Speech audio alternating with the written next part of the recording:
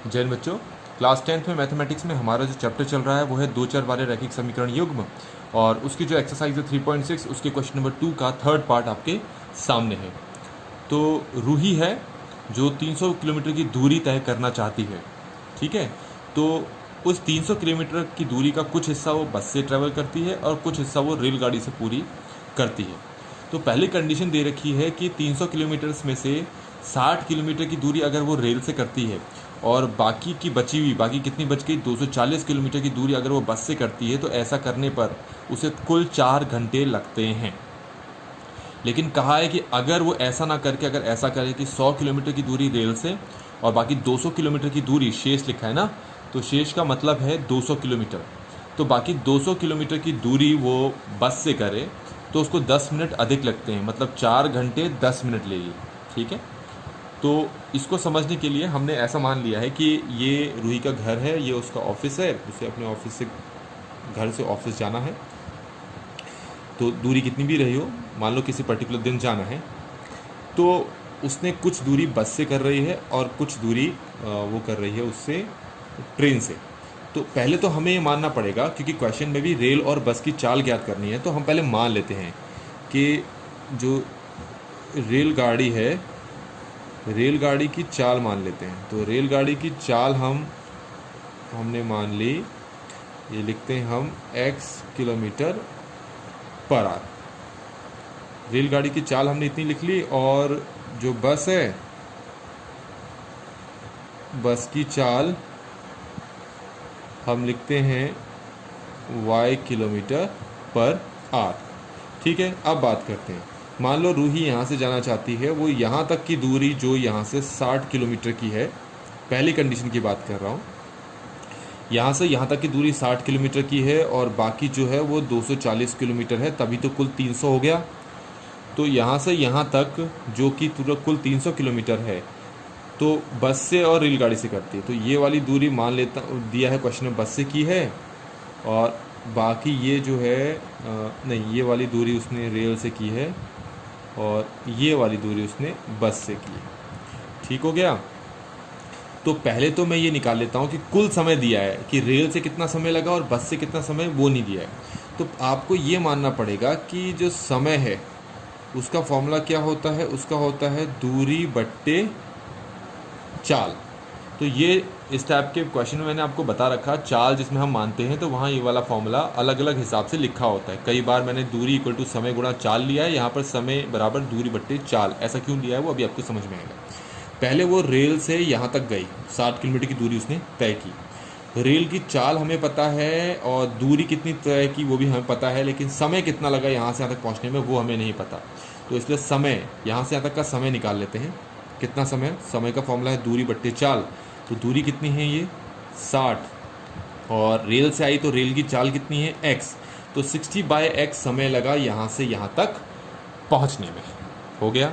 फिर यहाँ से यहाँ तक वो किस में गई, बस में, तो ये समय कितना लगा, तो समय का वही दूरी बट्टे चाल, यहाँ से यहाँ तक की दूरी कितनी है 240, और यहाँ से यहाँ तक की चाल कितनी है y। तो इतना समय लगा रेल से, इतना समय लगा बस से, तो कुल समय लगा ये हमारे अकॉर्डिंग। लेकिन क्वेश्चन के अकॉर्डिंग कुल समय कितना लगा है, 4 घंटे। तो मतलब ये रेल से लिया गया समय प्लस बस से लिया गया समय, जो ये कुल समय है वो 4 घंटे के बराबर माना जाएगा, और इस तरीके से हमारे पास ये एक समीकरण बन गया। इसको थोड़ा सा हम सिंप्लीफाई भी कर सकते हैं, मैं आपको पहले भी बार बार बता चुका हूँ। ये 4 है तो यहाँ 4 1 जा, ये 460 जा, और ये हो जाएगा 415 जा। तो इक्वेशन हमारे पास रीडिफाइन होगी, बाद में भी कर सकते थे, मैंने यहीं पर कर लिया इसको। 60/y इक्वल टू 1, ये हमारे पास पहला समीकरण बन चुका है। अब आते हैं दूसरी स्टेटमेंट से दूसरी इक्वेशन को बनाने का। दूसरी स्टेटमेंट में क्या कहा है कि 100 किलोमीटर की दूरी, अब वो 100 किलोमीटर की दूरी लेके आए हैं। ये मान लिया उसका घर, ये उसका ऑफिस, मान लो यहाँ से यहाँ तक ये 100 किलोमीटर है, इसको कवर किया उसने रेल से, बाकी कितना बचा 200 किलोमीटर, इसको कवर किया बस से, ऐसा क्वेश्चन के अकॉर्डिंग, ठीक है। रेल की स्पीड कितनी है x किलोमीटर पर आवर, और बस की स्पीड कितनी है y किलोमीटर पर आवर। तो यहाँ से यहाँ तक पहुँचने में रेल कितना समय लेगा? समय का फॉर्मूला बताया था, रेल द्वारा तय की गई दूरी बट्टे रेल की चाल। तो रेलगाड़ी ने इतना समय लिया यहाँ से यहाँ तक पहुँचने में, 100 बट्टे x। अच्छा, फिर उसके बाद उसने बस पकड़ी थी, तो बस से कितनी दूरी तय की? 200, और बस की चाल थी y। तो बस ने कितना समय लिया? तो बस ने दूरी तय की 200 और बस की चाल थी y, क्योंकि दूरी बट्टे चाल ही समय का सूत्र है। तो ये था रेल द्वारा तय लिया गया समय, ये था बस द्वारा लिया गया समय, और दोनों ने कुल कितना समय लिया? इतना, हमारे अकॉर्डिंग। लेकिन क्वेश्चन के अकॉर्डिंग 4 घंटे 10 मिनट लिया, 10 मिनट एक्स्ट्रा लिया ना, तो मतलब 4 घंटे प्लस 10। तो जो 10 मिनट है ना, उसको अगर मैं घंटे में कवर करूं तो 60 से भाग करना पड़ेगा। तो ये कैंसिल, तो कितना आ गया? 1/6। तो जो दूसरा कंडीशन थी, उस कंडीशन में जो कुल समय लगा वो लगा 4 घंटे प्लस 1/6 आर, ये कुल समय लिया। और इसको अगर मैं हल करूं तो कैसे हल करूंगा? 4 प्लस 1/6, तो ये होता है आपका 25/6। इसको एक करके एलसीएम लेके चेक करेंगे तो ये होगा आपका 25/6। तो ये समय लगा। तो ये हमारे पास दूसरा समीकरण बन गया, इसको भी हल किया सकता है। 25 एकम 25 आठ जा 25 4 जा, तो इक्वेशन हो गई 4/x plus 8/y equal to 1/6। तो इस तरीके से बच्चों हमारे पास एक दूसरी समीकरण बन गई है। अब हम इन दो समीकरणों को हल करते हैं, ठीक है। और हल करने का तरीका वही है कि 1/x को हम u मान लें और 1/y को हम v मान लें, उसके बाद हल करें। लेकिन इसके अलावा भी मैंने आपको एक तरीका और बताया था, हम अब उस तरीके से करेंगे, क्योंकि सारे के सारे क्वेश्चन हम u और v से कर रहे हैं, लेकिन इस बार हम उसी तरीके से करेंगे। देखें, ये है हमारे पास दो इक्वेशंस। तो मैं इस बार इसको जिस तरीके से अभी मैंने ऊपर के सारे क्वेश्चन किए वैसे नहीं करता हूँ, एलसीएम ले करता हूँ। तो देखिए सॉल्व होता ही नहीं होता है।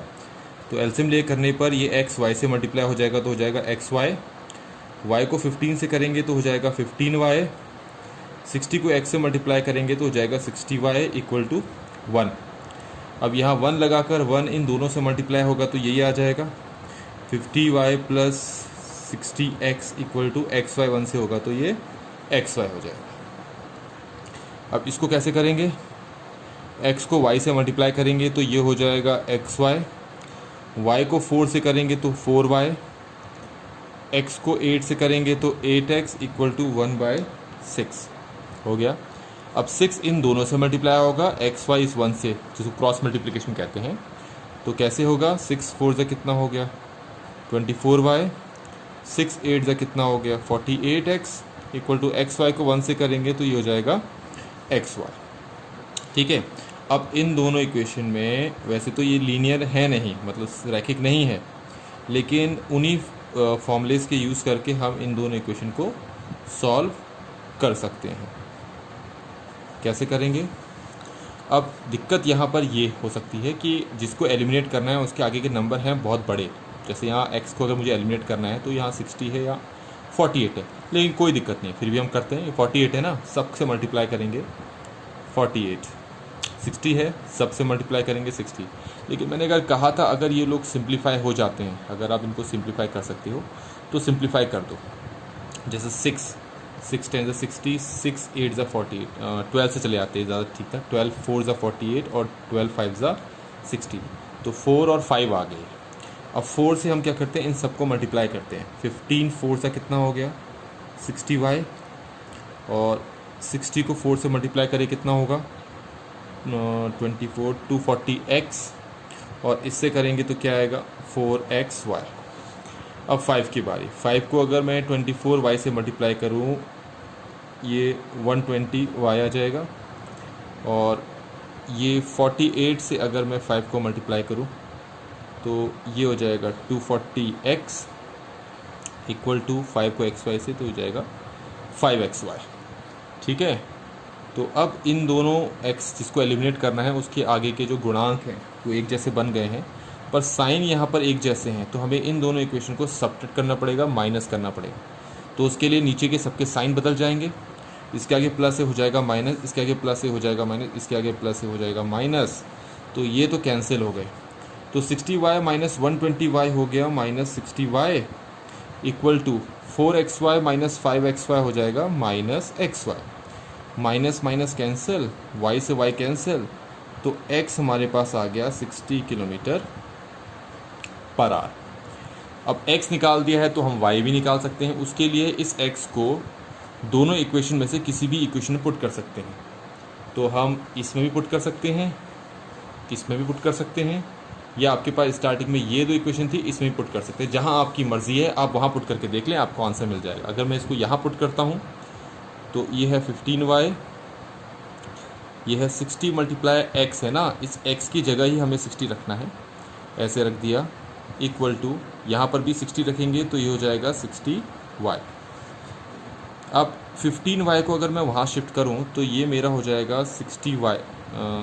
इसको लिखता हूँ पहले, इसको मल्टीप्लाई करें तो ये हो गया 3600 60y माइनस 15y, तो ये हो गया। इसको वापस उसी फॉर्म में अगर लिख दूँ, किस फॉर्म में, 60 मल्टीप्लाई 60, ताकि काटने में आसानी हो। ये कितना हो गया, 45y हो गया।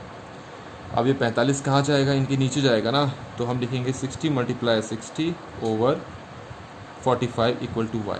अब देखते हैं ये कैसे कटता है 15 के टेबल से। 15 3 ज़ा 45, 15 4 ज़ा 60 और 3 20 ज़ा, तो y की वैल्यू कितनी आ गई, 4 को अगर 20 से मल्टीप्लाई करो तो ये आ गए 80 किलोमीटर पर आवर। तो इस तरीके से हमारे पास y का मान भी आ गया। तो y हमारे पास किसकी स्पीड थी, किसकी स्पीड मानी थी हमने, y मानी थी बस की चाल। तो बस की चाल हमारे पास आ गई 80 किलोमीटर पर आवर, और रेलगाड़ी जिसको हमने x माना था उसकी चाल हमारे पास कितनी है, 60 किलोमीटर पर आवर। तो इस तरीके से बच्चों हमारे पास ये वाला क्वेश्चन भी ख़त्म होता है। एंड फाइनली ये chapter and this exercise has been finished now. अगर आपको ये वीडियो अच्छी लगी हो तो लाइक ज़रूर करें, लाइक तो ज़रूर करें, अपने दोस्तों के साथ शेयर करें और चैनल को सब्सक्राइब करना ना भूलें। Thank you so much. जय हिंद।